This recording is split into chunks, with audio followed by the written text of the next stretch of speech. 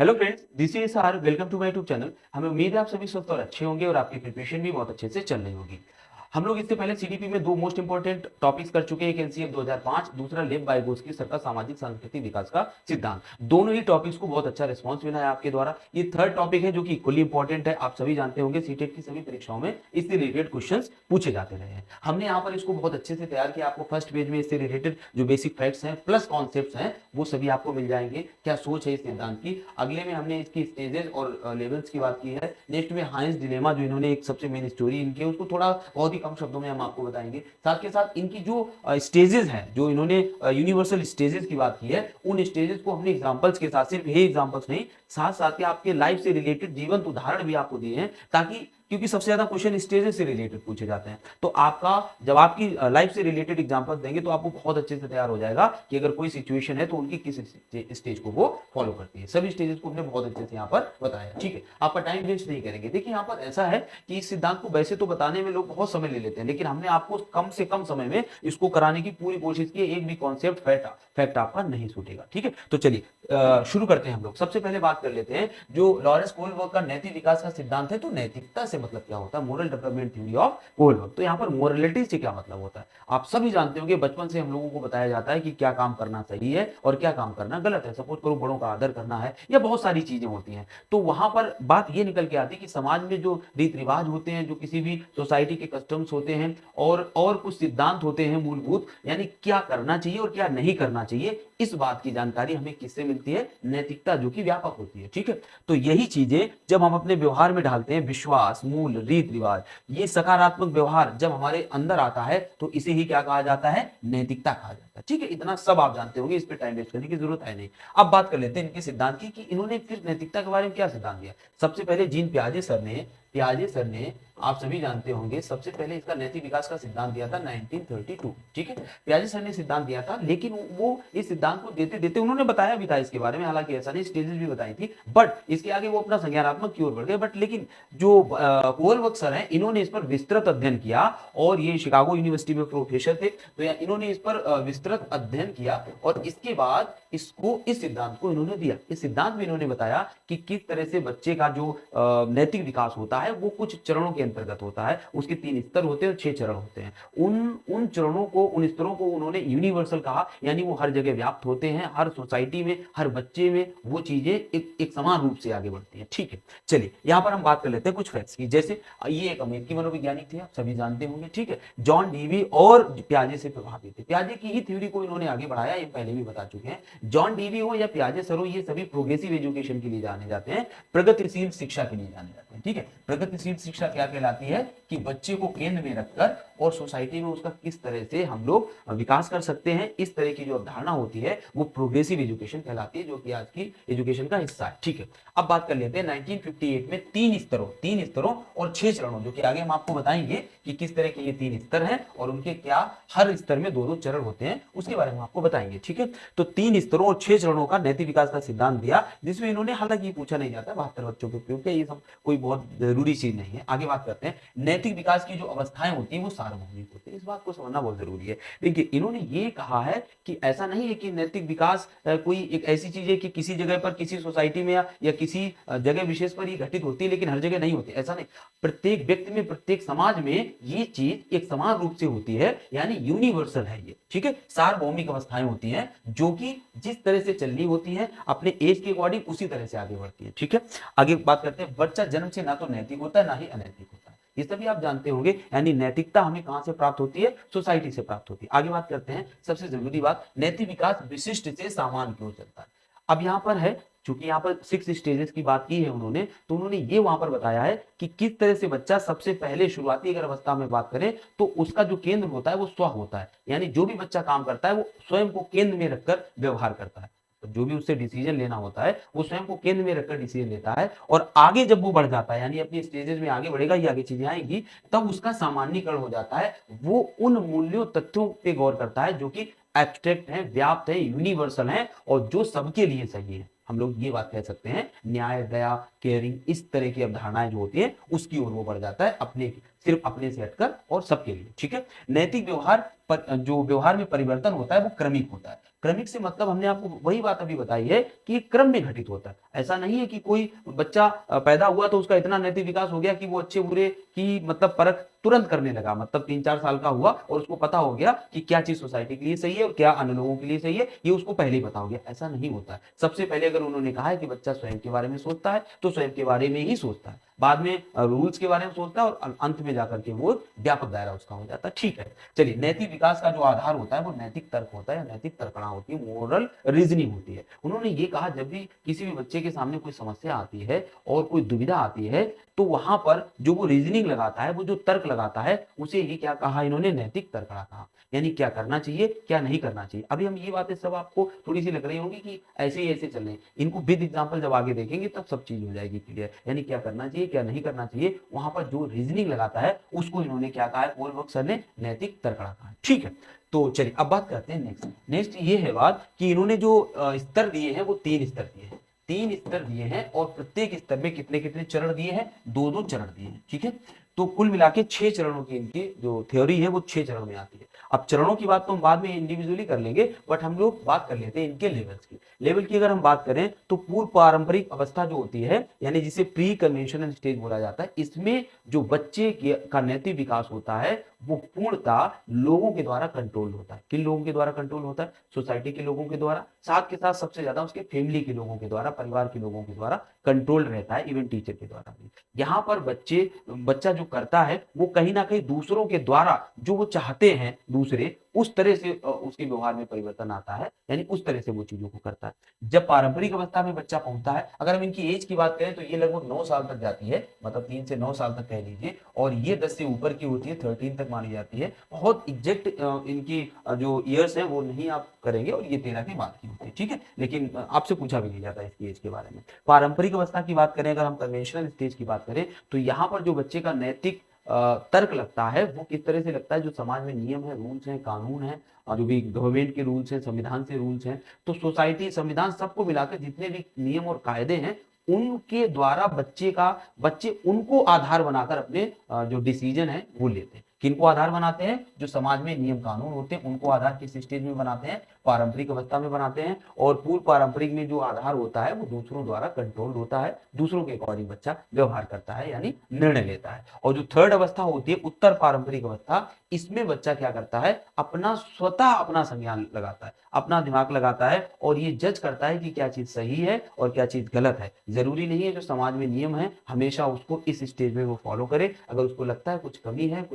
कुछ समस्याएं हैं उन सिद्धांतों में, तो वो नई अवधारणाएं भी विकसित कर सकता है किस अवस्था में, उत्तर पारंपरिक अवस्था में, ठीक है। बाकी इनके चरणों की जो बात है वो हम आगे करते हैं। अगर हम पहले पूर्व पारंपरिक अवस्था की बात करें तो 2 चरण आते हैं, आज्ञा एवं दंड की अवस्था और अहम केंद्रितता की अवस्था। अब सबसे पहले बात कर लेते हैं उनकी, तो बाद में एक स्टोरी की बात कर लेते हैं। हाइंस डिलेमा इसको बोला जाता है, सबसे मेन स्टोरी है। वैसे तो उन्होंने बहुत सारी स्टोरीज बच्चों को सुनाई थी और बच्चों से अलग अलग क्वेश्चन किए थे कि इसमें क्या होना चाहिए, इसमें क्या होना चाहिए। लेकिन यहाँ पर आपको हाइंस की जो स्टोरी होगी पता होगी। इसमें क्या होता है कि एक पर्सन होता है, हाइंस करके नाम, हिंस भी बोलते हैं उसको, तो उसकी पत्नी बीमार होती है और ऐसी बीमार होती है कि एक्चुअली फेटल डिजीज होती है, मरने वाली कंडीशन होती है। लेकिन एक ऐसी ड्रग है जो उसको बचा सकती है और वो ड्रग किसी विशेष केमिस्ट के पास ही होती है। जब वो जाता है केमिस्ट के पास तो केमिस्ट उससे 10 गुना पैसा मांगता है जो उसकी रियल वैल्यू होती है, क्योंकि इसके पास तो इतना था नहीं, अगर ये सब कुछ बेच भी देता तब भी इसके पास इतना पैसा नहीं हो पाता। तब ये दोबारा जाता है हाइंज उसके पास और कहता है कि आप कम से 50% का ही डिस्काउंट हमें कर दीजिए, 50% नहीं दे दीजिए। तब भी ये क्या करता है, मना कर देता है। इन दैट सिचुएशन उसको कुछ ना कुछ तो डिसीजन लेना ही है, या तो अपनी पत्नी को वो मरने दे या फिर कुछ ना कुछ व्यवस्था करे। व्यवस्था यही करता है कि वो उसी केमिस्ट की शॉप से क्या करता है, सेंध मार के चोरी कर लेता है और दवा को चुरा लेता है। बस यही कहानी को थोड़ी देर के लिए रोक दिया जाता है। बच्चों से ये पूछा जाता है कि क्या उसने सही किया या गलत किया, जो उसने किया है वो सही किया गलत किया है, उसके लिए क्या होना चाहिए। तो वहां पर कोलबर्ग सर ने देखा कि जो अलग अलग एज के ग्रुप के बच्चे थे उनके द्वारा दिया गया उत्तर भी अलग अलग था। किसी ने ये कहा कि उसको चोरी नहीं करनी चाहिए थी क्योंकि चोरी करना क्या होता है, एक अपराध होता है। किसी ने कहा चोरी की है तो सही की है क्योंकि केमिस्ट उससे ज्यादा पैसे मांग रहा था और ये तो गलत है ना। तो कहने का मतलब ये है। और किसी ने कहा कि जिंदगी से ज्यादा संपत्ति नहीं हो सकती है क्योंकि ये तो एक जस्ट पैसे की बात है और लाइफ उससे ज्यादा वैल्यू करती है, तो उसको चोरी कर लेनी चाहिए थी, ठीक है। तो मेरे कहने का मतलब है इस तरह के क्वेश्चंस पूछे और इसी को ही हंस डिलेमा कहा जाता है। ये स्टोरी उनसे रिलेटेड है। हम लोग बात करते हैं इनके जो स्टेजेस हैं उनकी बात करते हैं। जो पहली स्टेज है ये किस अवस्था की है? ये प्री कन्वेंशनल स्टेज की जो पहली अवस्था है उसको बोला जाता है आज्ञा एवं दंड की अवस्था। इस अवस्था में क्या होता है, जो बच्चे का जो नैतिकता होती है वो, अगर वो कोई कार्य करता है और उसको उसके बदले, सपोज करो कोई बच्चे ने कोई कार्य किया, या सपोज करो किसी का स्कूल में या कहीं पर वो है नर्सरी क्लास में है और किसी दूसरे का खाना खा लिया, लंच बॉक्स रखा था उसका खाना खा लिया, उसने देखा कि टीचर ने उसको डांटा आके। तो जब टीचर ने उसको डांटा के, तो कोई अगर दूसरा बच्चा उसी एज का बैठा, जिस एज की वो हम बात कर रहे हैं, अगर उस एज का बच्चा बैठा है, मतलब 3 से बड़ा 6 से छोटा, इस एज का अगर बच्चा बैठा है, वो देखता है कि इसकी खाना खाने की वजह से डांट पड़ी क्योंकि इसने किसी दूसरे का खाना खा लिया है, तो इन दैट सिचुएशन वो जो अगला बच्चा है वो भी समझेगा कि ये काम गलत है, यानी अगर हम ऐसा करते हैं तो हमारी भी डांट पड़ेगी। कहने का मतलब है उसको ये नहीं पता है कि क्या चीज सही है नैतिक रूप से, क्या चीज गलत है, कि किसी का खाना है तो हमें नहीं बिना पूछे खाना चाहिए, ये चीज वो नहीं जानता, बट ये जानता है कि क्योंकि उसकी डांट पड़ी है तो ये चीज गलत ही होगी। तो कहने का मतलब है यहाँ पर अगर उसको किसी चीज के लिए बहुत प्रोत्साहित किया जाता है तो उसको वो सही मान लेता है, जिस चीज के लिए उसको दंड दिया जाता है उसको वो नैतिक रूप से गलत मान लेता है। यानी नैतिकता का प्रथम चरण होता है, इतना तो पहले से आपको पता है। अच्छा या बुरा परिणाम पर निर्भर करता है, बच्चा क्या करेगा, उसका गार्जियन या टीचर जो भी कुछ होगा उसको जैसा रिस्पॉन्स करेगा बच्चे के साथ में। अगर शाबाशी देगा तो बच्चा समझ जाएगा जो हमने किया है वो अच्छा किया है, लेकिन अगर डांट पड़ती है, हम लोग ही होते हैं बच्चों को अगर डांट देते हैं तो बच्चा ये समझता है बार बार डांटने पर कि ये चीज तो गलत है, हमें ये नहीं करनी चाहिए। उसको नहीं पता है नैतिक रूप से वो सही है या गलत है। ठीक है, नैतिकता व्यवहार का आधार दंड होता है, वही चीजें पनिशमेंट से बचने के लिए बच्चा व्यवहार करता है और वही चीजें वो अपने अंदर लाता है। ये बहुत कोई, ये जब आएगी तब आप आराम से कर ही ले जाओगे, दिक्कत होती है इसकी आगे की जो स्टेजेस होती है। ठीक है, आगे देखिए अगली है अहम केंद्रिता की अवस्था। इगोसेंट्रिक यहाँ पर अप्रोच हो जाती है बच्चे की। बच्चा यहाँ से जो एज होती है बच्चे की वो 6 से 9 साल आप मान लीजिए। इस एज में बच्चा क्या करता है, जो भी कुछ करता है वो अपने आप को केंद्र में रखकर करता है। मतलब अगर उसके लिए कुछ घर में बना है तो वो कहेगा सबसे ज्यादा हमें चाहिए, पिताजी कुछ लाए हैं तो सबसे ज्यादा उसको चाहिए। तो ये सिचुएशन जो होती है, अच्छा इसका बहुत अच्छा एग्जांपल हम आपको देते हैं। आपने, अगर आप ऐसा कुछ जानते हो पहले जमाने में क्या होता था जब मोबाइल फोन्स वगैरह नहीं थे, तब अगर किसी को, अभी इस स्टोरी को ही हम आधार बना लेंगे आगे के लिए, क्योंकि कुछ ना कुछ एग्जाम्पल तो लेना पड़ेगा सभी स्टेजेस को समझने के लिए।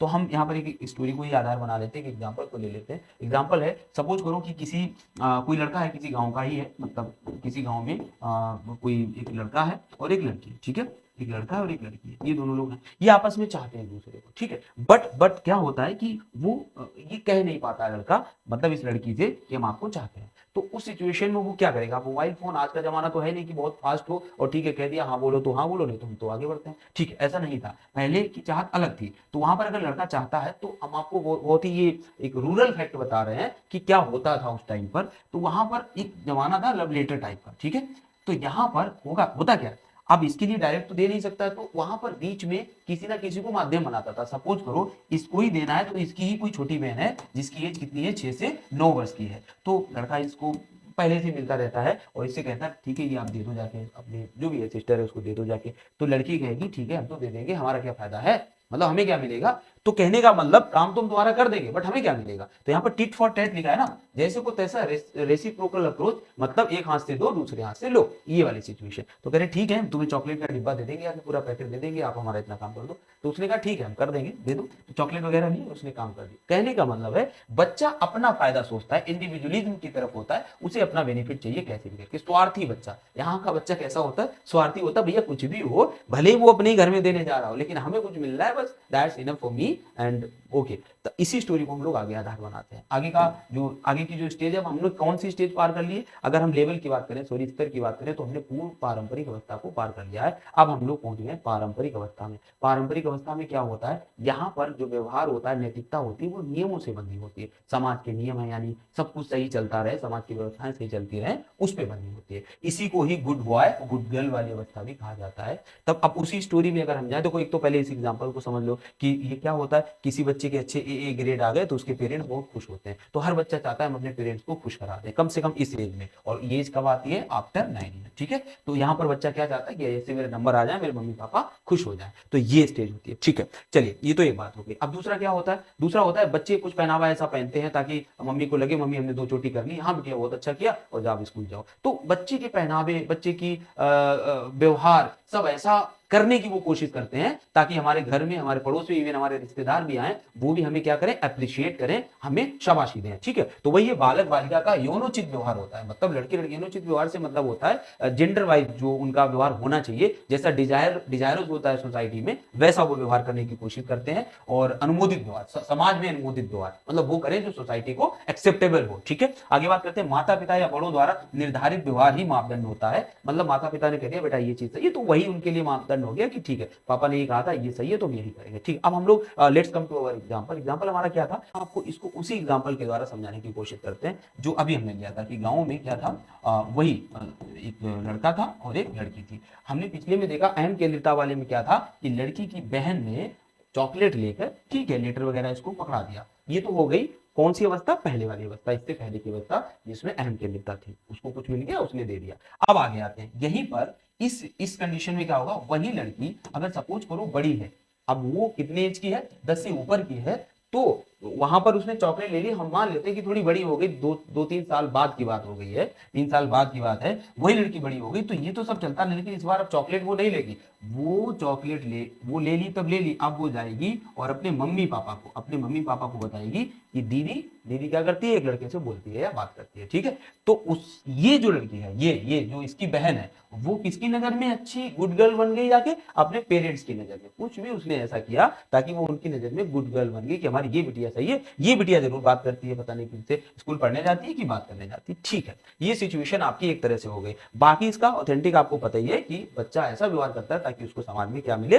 स्वीकृत मिले, उसकी प्रशंसा हो, अच्छे नंबर लाना, ऐसे कपड़े पहनना जो लोगों को पसंद आए। ठीक है, चलिए अब बात कर लेते हैं हम लोग आगे। यहाँ पर क्लियर हो गया। अब नेक्स्ट जो स्टेज आती है वो आती है सामाजिक व्यवस्था के प्रति सम्मान की व्यवस्था। यहाँ पर क्या होता है? जो सोसाइटी में रूल्स होते हैं, रेगुलेशंस होते हैं, जो एक तरह से बंधन भी हो सकते हैं लेकिन समाज को आगे बढ़ाने के लिए जरूरी भी है, उनको फॉलो करने की जो स्टेज होती है वो 4th स्टेज होती है। ठीक है, जो कि लेवल सेकंड में आती है। ठीक है, यहाँ पर क्या है? अगर हम उसी कहानी को थोड़ा सा आगे कर लें, ये तो हम बाद में भी समझ लेंगे। अब उसमें क्या है कि अगर वहां पर उनका कोई और बड़ा भाई है, सपोज करो उससे भी बड़ा भाई है कोई, तो वो क्या करेगा उस सिचुएशन में? वो ये कहेगा कि तुम दोनों, यानी लड़का और लड़की, तो अपनी बहन से वो कह सकता है कि तुम दोनों जो आपस में एक दूसरे से प्यार करते हो ये गलत है, सामाजिक रूप से गलत है, क्योंकि हम लोग एक ही गांव के रहने वाले हैं और एक ही गांव के लड़का या लड़की की शादी नहीं हो सकती है, प्रेम विवाह नहीं हो सकता है। ये सिस्टम समाज के विरुद्ध है। और इवन अगर इनकी कास्ट भी अलग है, क्योंकि कास्टेज भी अगर ऐसा कुछ वहां पर समाज में माना जाता है तो वो भी, तो कहने का मतलब जो अपर एज का होगा और अपर एज का, वो किसको? सोशल ऑर्डर को फॉलो करने की कोशिश करेगा ताकि सामाजिक ताना बाना बना रहे। अगर ऐसा नहीं रहता है तो आप भी समझते हैं व्यवस्थाएं बदल सकती हैं। तो उसका पूरा विश्वास है कि जो समाज ने तय किया वो सब सही है, जो रूल्स बनाए वो सब सही है, तो इसीलिए वहां पर वो क्या कहेगा कि आप लोग ये जो कर रहे हो ये पूर्णता कैसा है? गलत है। हम उसी रिलेशन की बात कर रहे हैं जो एग्जाम्पल हम लेके चले थे। अब यहाँ पर बात कर लेते हैं थोड़ा सा। सपोज करो इन दो का झगड़ा हो रहा था किसी स्कूल में, तो ये आए बीच में समझाने के, उन्होंने कहा आप लोग जो झगड़ा कर रहे हो ये गलत है, क्योंकि स्कूल के परिसर में, कैंपस में झगड़ा करना कानूनी रूप से और विद्यालय के नियमों के रूप से भी गलत है। इन्होंने रूल्स की एक चार्ट भी अपने दिमाग में है उनके, तो उन्होंने बतानी शुरू कर दी। तो इस तरह की सिचुएशन जो थर्ड पर्सन डील कर रहा है ये किस अवस्था से गुजर रहा है? सामाजिक व्यवस्था के प्रति सम्मान। जो भी सोसाइटी में है, रोड क्रॉस करना है तो तभी क्रॉस करें जब रेड लाइट हो, मतलब किसी पैदल वाले के लिए, और अगर रेड लाइट हो गई तो हमें अपनी गाड़ी रोक लेनी चाहिए। ठीक है, अब यहाँ पर देखिए कोविड का टाइम चल रहा था तो सब लोग अलग अलग सर्कल में खड़े हैं, ये एक व्यवस्था दी गई है, क्योंकि इस व्यवस्था से ही हमें आगे सामान मिलेगी। ऐसा नहीं कोई दौड़ते चले जाओ और सबको सामान वहां पर मिल जाए। ठीक है, तो यहाँ पर ये हो गया। नैतिक तर्क का आधार होता है कानून एवं सामाजिक व्यवस्था, सामान्य रीति रिवाजों, मूल्यों, कर्तव्यों का पालन, नियमों के प्रति सम्मान, आज यही इसके मेन वो होते हैं। और अच्छाई बुराई का बच्चे को वास्तव में ज्ञान हो चुका होता है, क्योंकि सामाजिक जो नियम बनाए जाते हैं वो अच्छे या बुरे को ध्यान रख के ही बनाए जाते हैं। कहीं ना कहीं उनका बेनिफिट ही सोसाइटी को मिलता है, तभी वो नियम होते हैं। तो उसको भी इस तरह का ज्ञान थोड़ा हो चुका होता है कि हाँ चीजें क्या सही है क्या गलत है। ठीक है, अब हम लोग आगे बढ़ते हैं तो देखते हैं सामाजिक समझौते की व्यवस्था। सामाजिक समझौते की व्यवस्था की बात करें तो यहाँ पर ये होता है, यहाँ पर नियम सिद्धांत रीति रिवाज तो समाज के होते हैं, लेकिन अगर उन रीति रिवाज सम्मान की सिद्धांतों की वजह से किसी भी पर्टिकुलर पर्सन को या बहुत बड़ी सोसाइटी को उन नियमों से घाटा हो रहा है, मेरा मतलब समझिए, अगर किसी नियम की वजह से बहुत बड़े समुदाय को प्रॉब्लम हो रही है तो उस नियम को बदल देना चाहिए। ये कब? जब नियम और सोसाइटी में आपस में कुछ ऐसा हो तो वहां पर उन दोनों में आप कोट कर सकते हो कि नहीं ये चीज गलत है, अगर सोसाइटी को इससे बेनिफिट नहीं हो रहा है तो इसको हटा दो। ये क्लियर है? लास्ट वाली स्टेज का ये नहीं, अगर किसी को गलतफहमी हो अभी हम क्लियर कर देंगे। प्रचलित नियमों एवं मान्यताओं का सामाजिक उपयोगिता के आधार पर, अगर कोई चीज उपयोगी नहीं रही है, अगर कोई चीज गलत है तो उसको फिर आप हटाइए, समाज के लिए अगर बेनिफिशियल नहीं है। उपयोगिता के आधार पर तार्किक विवेचन करना, यहाँ तार्किकता हावी हो जाती है पूरी तरह से लगभग। सामाजिक नियमों का पालन सामाजिक हित में हो। हाँ, और भी कहा जाता है कि जो सामाजिक नियम होते हैं उनका अगर हम पालन करते हैं तो वो सामाजिक हित में होते हैं और समाज सबके हितों की रक्षा करता है। कोशिश ये की जाती है कि जो नियम है उनको फॉलो किया जाए, क्योंकि समाज के नियमों को फॉलो करने में ही हमारा भी हित है। लेकिन अगर कोई ऐसी सिचुएशन आती है कि किसी नियम की वजह से और ज्यादा हानि होने की संभावना होती है तो उस नियम को ही बदल दिया जाता है, ये कहना चाह रहे हैं। ठीक है, सामाजिक जरूरत के अनुसार बदलाव भी संभव है, तो ये पॉइंट नोट करके रखना। ये किस अवस्था में आता है? 5वीं अवस्था में आता है। कब? सामाजिक जरूरत के अनुसार बदलाव भी संभव है, ये चीज है यहाँ पर। और जैसे आप, ये तो चलो अलग एग्जांपल है जो हम लोग चला रहे थे, हम लोग उसी एग्जांपल को देख लेते हैं। एग्जांपल यही था कि अगर सपोज करो कि अब वही लड़का लड़की, यानी वो जो बॉय था और जो गर्ल थी किसी गांव के, अगर हम उन्हीं की बात कर लें तो वहां तक तो हमें समझ में आ गया था कि किस तरह से इनकी कहानी आगे बढ़ती है। इस स्टेज में क्या होगा कि वो हम आपको बताने की कोशिश करेंगे। क्या होगा? जैसे अब यहीं पर अगर ये कहते, अब ये सबको पता चल गया कि ये लड़की इस लड़की को चाहती है और ये लड़का भी इस लड़की को चाहता है। इन दिस सिचुएशन क्या होगा कि अगर कोई प्रॉब्लम नहीं आएगी तो इनको शादी कर लेनी चाहिए, कोई समस्या नहीं है। लेकिन समस्या तो क्रिएट हो रही थी। क्या क्रिएट हो रही थी? कि इनकी वजह से सामाजिक ताना बाना बिगड़ रहा था। एक गांव की शादी नहीं हो सकती है, ऐसा एक सामाजिक नियम था जो कि बिगड़ रहा था। अगर ये शादी करते हैं तो फिर क्या होगा? तो मतलब, तो यहां पर अब सिचुएशन ये आई कि इस कंडीशन में अगर ऐसा नहीं हो सकता है, लेकिन अगर इनकी शादी ना होने से सपोज करो यही लड़का ही मरने की बात करने लगा या लड़की भी मरने की बात करने लगी, इसने कहा कि अगर मेरी शादी नहीं होती, अभी तक तो रुक गई थी, लेकिन लड़के ने कहा अगर मेरी शादी नहीं होती है तो हम 100% आज अपनी जान को फिनिश कर लेंगे। इस सिचुएशन में लड़की ने भी कहा अगर ये मर गया तो हम भी मर जाएंगे। अब आप समझिए, सामाजिक जरूरत के हिसाब से नियमों में बदलाव। तो समाज के लोगों ने ही समझौता, हमने कहा ना सामाजिक समझौते की व्यवस्था, तो समाज के लोगों ने ही ये डिसाइड किया कि चलो यार बच्चे ही तो हैं, ठीक है, एक दूसरे को पसंद करते हैं, चलो let them do what ever they want, तो उनको करने दीजिए जो वो करना चाहते हैं। ठीक है, तो होगा, बाकी हम लोग देख लेंगे। हम लोग बड़े बुजुर्ग हैं तो कह देते हैं कि ठीक है अच्छा करवा दीजिए इनकी शादी, और होता भी ऐसा सोसाइटी में। तो कहने का मतलब है परिस्थिति के अनुसार नियमों में बदलाव किस अवस्था का गुण है? 5वीं अवस्था का है, सामाजिक समझौता। छठी नहीं है, ये ध्यान रखना। अब हम छठी पे आते हैं। छठी में क्या है? ये छठी अवस्था, सबसे पहली बात तो बता दें 5 तक ही सब काम खत्म हो जाता है, वहीं तक सब लोग निपट जाते हैं। यहां तक आना बहुत ही कम लोग पहुंच पाते हैं। पहली बात ये, इस अवस्था में क्या होता है, यहाँ पर चीजें जो तौली जाती हैं वो कुछ उन उन उन एस्पेक्ट को देखा जाता है जस्टिस के आधार पर, डिग्निटी के आधार पर, जो जो जो कंपैशन होता है उसके आधार पर। यूनिवर्सल चीज क्या है, वास्तव में होना क्या चाहिए, उस समाज में क्या है नहीं है इससे कोई मतलब नहीं, वास्तव में होना क्या चाहिए। तो इन चीजों को आधार बनाकर जब कोई डिसीजन लिया जाता है तो वो किस कैटेगरी में जाता है? सार्वभौमिक नैतिकता या विवेक की अवस्था। यहाँ पर विवेक लगाया जाता है कि वास्तव में क्या ये करना सही है या क्या ये करना गलत है। उस सिचुएशन की हम बात कर रहे हैं। जैसे अगर हाइंस डिलेमा की बात करें तो वहां पर ये कहा जाएगा कि क्या संपत्ति का अधिकार, क्योंकि उसने 10 गुना दवाई का ज्यादा मांगा था और तब उसने चोरी की थी जाके, नहीं तो वो मर भी जाती उसकी पत्नी। तो वहां पर ये लगाया जाएगा कि क्या संपत्ति का अधिकार जीवन के अधिकार से बड़ा है? तब ये उत्तर आएगा नहीं बड़ा है। कोई भी कॉन्स्टिट्यूशन ये नहीं कहता है। जीवन का जो अधिकार होता है वो सबसे सर्वोपरि होता है, जिंदगी जीने का अधिकार, संपत्ति का, ये बात की बात है। तो तब वहां पर इसको फॉलो किया जाएगा कि चुरा लिया तो चुरा लिया, कोई प्रॉब्लम नहीं है वहां पर। अगर हम यहाँ पर बात कर लेते हैं, थोड़ा सा देख लीजिए, नैतिक विकास की चरम अवस्था है ये, है ना। जैसे वो प्राथमिक अवस्था थी जो हम लोगों ने बात की थी, दंड, ओबीडियंस एंड पनिशमेंट वाली स्टेज, ठीक है। तो ये चरम अवस्था होती है। नैतिकता का आधार तार्किक व्यापकता होता है। तार्किक व्यापकता क्या है? जब आप रीजनिंग तो लगाओ लेकिन किसी लोकल नियम रीति रिवाज केवल उसमें बंद के ना लगाओ, ऐसी रीजनिंग लगाओ जो यूनिवर्सल हो,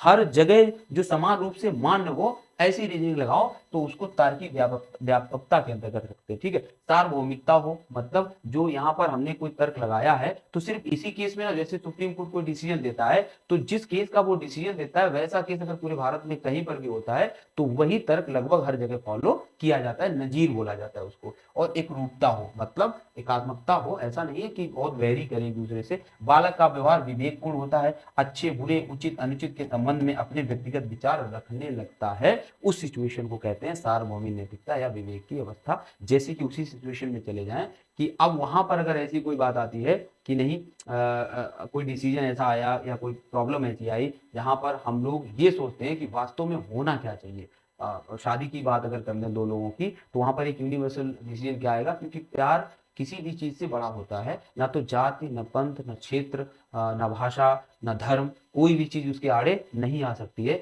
इस तरह की भावना से जब कोई डिसीजन लिया जाता है, नैतिक तर्क लगाया जाता है, तो उसे ही हम कौन सी अवस्था कहते हैं? सार्वभौमिक नैतिकता या विवेक की अवस्था कहते हैं। ठीक है, तो इस तरह से ये इनका सिद्धांत था। इनके कई सारे क्रिटिसिज्म भी आए, जैसे इन्होंने ज्यादातर जो प्रयोग किए थे मेल पे ही किए थे, फीमेल मतलब जेंडर वाइज थे ये, है ना। और इसके साथ साथ इन्होंने बहुत ज्यादा क्लियरिफाई नहीं किया अपनी चीजों को, जो इनकी अलग अलग कल्चर के लिए बहुत ज्यादा ऐसा कुछ क्लियरिफाई नहीं किया। तो कई सारी चीजें हैं जो कि क्वेश्चंस में हम लोग देख लेंगे। अभी हम लोगों ने यहाँ पर केवल इनके थ्योरी को देखा है, जो कि आई थिंक आपको अच्छी तरह से समझ में आ गई होगी एग्जाम्पल्स के द्वारा। तो थैंक यू फॉर वॉचिंग।